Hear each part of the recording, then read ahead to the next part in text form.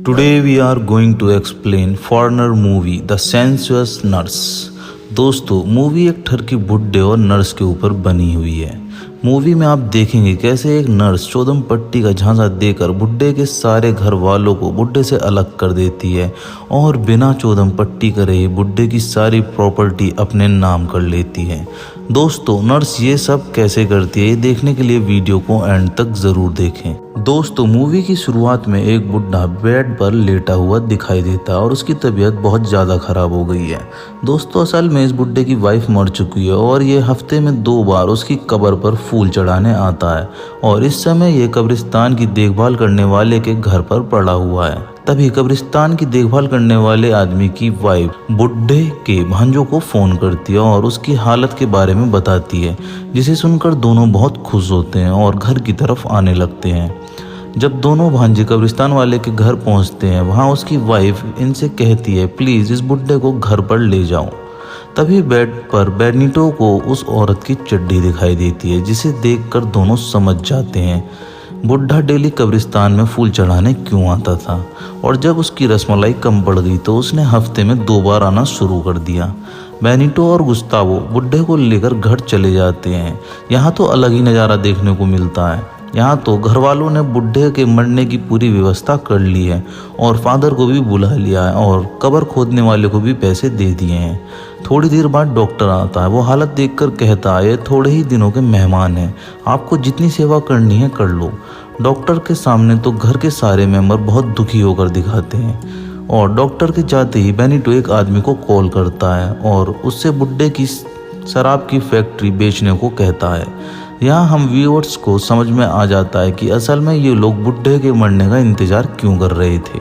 इसके बाद घर के दोनों नौकर शराब की फैक्ट्री में दिखाई देते हैं, जहाँ लड़का लड़की से कहता है अगर तुम सारे कपड़े उतारोगी तो मैं तुम्हें इसके बदले कुछ शराब दूंगा। लड़की सारे कपड़े उतार देती है, जिसके बाद नौकर का मूड बदल जाता है और वो लड़की से ज़बरदस्ती करने लगता है।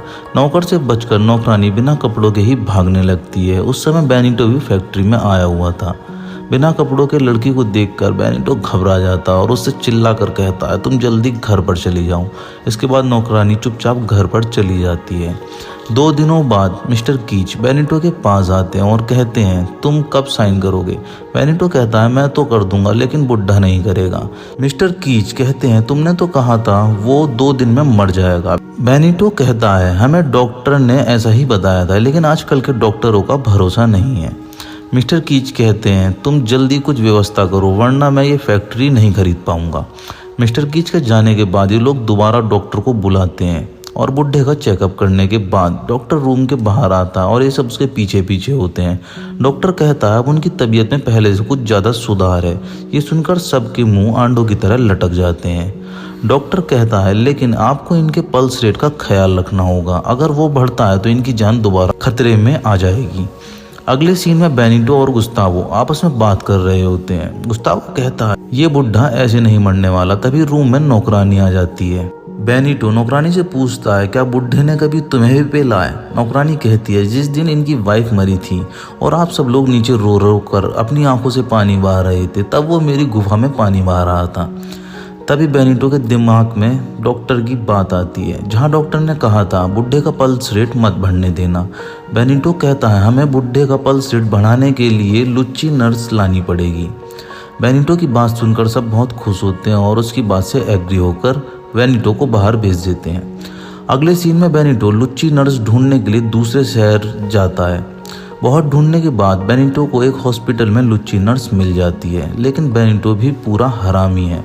बुड्ढे को सौंपने से पहले बेनिटो नर्स को खुद ही पेलने का प्रोग्राम जोड़ देता है और होटल में रूम लेकर नर्स को भमोड़ देता है और अगले दिन उस नर्स को बुड्ढे के पास ले जाता है। नर्स को देखकर बुड्ढा काली गुफा चिल्लाने लगता है। ये सब नर्स को बुड्ढे के रूम में छोड़कर चले जाते हैं।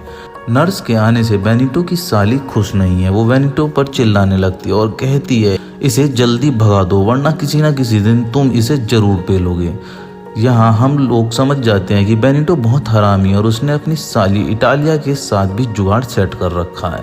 जब इटालिया ज़्यादा चिल्लाने लगती है तो बेनिटो कहता है रुक थोड़ी देर, अभी तेरी खुजली मिटाता हूँ, और अपने कपड़े उतारने लगता है। इटालिया कहती है अपने कपड़े मत उतारो वरना मैं शोर मचा दूंगी। बेनिटो उसके कपड़े भी उतार देता है, जिसके बाद वो शोर मचाने लगती है, लेकिन वो शोर मधोसी का था। दोस्तों यहाँ पर हम देखते हैं बेनिटो इटालिया को भी पेल देता है। अगले सीन में सब डिनर करते हुए दिखाई देते हैं। तभी इटालिया का लड़का एडोनिस बहुत बुरी तरह नर्स को देखने लगता है। नर्स भी देखकर मन ही मन कहती है बेटा तुझे तो मैं जरूर पेलूंगी। अगले दिन नर्स स्विमिंग पूल में नहा रही होती है और एडोनिस उसे घूर रहा होता है। दूसरी तरफ नौकरानी अपने लत्ते सुखा रही होती है, जिसे गुस्तावो पाइप में घुसकर उसकी स्कर्ट में झांक रहा होता है। जैसे ही नौकरानी को पता चलता है वो गुस्तावो के ऊपर पानी फेंक कर चली जाती है। इसके बाद हम देखते हैं नर्स बुड्ढे के बराबर में बैठकर एक लेटर पढ़ रही होती है जो एडोनिस ने उसके लिए लिखा है। थोड़ी देर बाद बेनिटो नर्स को बुलाता है और कहता है तुम जल्दी इसका बीपी हाई कर दो और बुड्ढे को मार दो। नर्स कहती है अभी उसमें थोड़ी जान तो पड़ने दो, तभी तो वो कुछ कर पाएगा। नर्स से बात करने के बाद बेनिटो मिस्टर कीच को फोन करता है और कहता है आपका काम जल्दी हो जाएगा। अब हम देखते हैं बुड्ढे की तबीयत थोड़ी ठीक हो गई है और उसने लुच्ची हरकत करनी शुरू कर दी है। बुड्ढा नर्स के चुत्तड़ पे एक जोरदार थप्पड़ मारता है। अगले दिन डॉक्टर आता है और बुड्ढे को देखकर बोलता है अब तो इनकी तबीयत बहुत ज़्यादा सही हो गई है। डॉक्टर के जाते ही बेनिटो नर्स से कहता अब तुम जल्दी इसका बीपी बढ़ा दो। रात में नर्स अपने कपड़े उतार कर बुड्ढे के साथ जुगाड़ जोड़ने जा रही होती है। तभी उस रूम में एडोनिस आ जाता है, जिसकी वजह से जुगाड़ थोड़ा लेट हो जाता है। एडोनिस के जाते ही बुड्ढा और नर्स दोबारा काम जोड़ते हैं, लेकिन उससे पहले बेनिटो रूम में आ जाता है, जिसे देखकर बुड्ढा झटिया जाता है और कहता है सारे गंडवे आज ही गांड मारने आएंगे। बेनिटो के जाते ही बुड्ढा और नर्स एक बार फिर काम जोड़ना शुरू करते हैं, लेकिन तब तक गुस्तावो अपनी परेड शुरू कर देता है। असल में गुस्तावो म्यूजिक की आवाज़ तेज करके नौकरानी को पेल रहा होता है। इस तरह आज की रात बुड्ढा और नर्स जुगाड़ नहीं बना पाते। अगले दिन एडोनिस नर्स को ढूंढ रहा होता है। तभी नर्स उसे बेनिटो के साथ पलंग पोलो खेलते हुए दिखाई देती है, जो आपस में बुड्ढे को मारने की बात कर रहे होते हैं। एडोनिस उन दोनों की सारी बात सुन लेता है और ये दोनों भी एडोनिस को देख लेते हैं। एडोनिस को देखकर दोनों की फट जाती है। बेनिटो कहता है अब तो ये बुड्ढे को सारी बात बता देगा और हम दोनों को पुलिस पकड़ लेगी। नर्स कहती है मैं तो अपने शहर वापस चली जाऊंगी। बेनिटो कहता है चूतिया पुलिस तो तुझे वहां से भी पकड़ लाएगी, हमें कुछ और सोचना पड़ेगा। इसके बाद नर्स अपना लुच्चा दिमाग लगाती है और एडोनिस के रूम में जाकर अपने कपड़े उतारने लगती है। एडोनिस सोच में पड़ जाता है अचानक नर्स को क्या हो गया है। एडोनिस ज़्यादा ना सोचते हुए मौके का फ़ायदा उठाता है और नर्स को भमोड़ देता है। सारा कार्यक्रम होने के बाद नर्स एडोनिस से कहती है बेनिटो बुड्ढे को मारना चाहता है, मैंने तो बुड्ढे को ठीक करा है। यहाँ हमें समझ में आ जाता है कि नर्स कितनी हरामी और बेनिटो को फंसा रही है। अगले दिन एडोनिस और नर्स बुड्ढे को सारी बात बता देते हैं और कॉल करके कंफर्म भी कर देते हैं।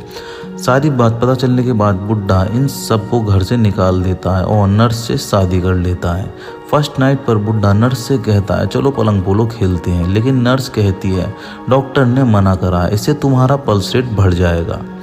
यहाँ हम व्यूअर्स को लगता है कि नर्स कितनी अच्छी और बुड्ढे का ख्याल रख रही है। दोस्तों इसके बाद हम देखते हैं नर्स वो काम करती है जो इस मूवी का नाम है, जिसका मतलब है अपना शरीर दिखाकर किसी के दिमाग में हलचल पैदा करना। थोड़ी देर बाद नर्स अपने कपड़े उतार कर बुड्ढे को सिड्यूस करने लगती है, जिससे बुड्ढे का पल्स रेट बढ़ जाता है और उसकी मौत हो जाती है। दोस्तों अब आप समझ गए होंगे नर्स कितनी सीधी थी। उसने बुड्ढे को पहले इसलिए नहीं मारा था क्योंकि पहले सारी प्रॉपर्टी बेनिटो को मिलती, लेकिन अब नर्स उसकी वाइफ थी, इस वजह से सारी प्रॉपर्टी उसे मिलेगी।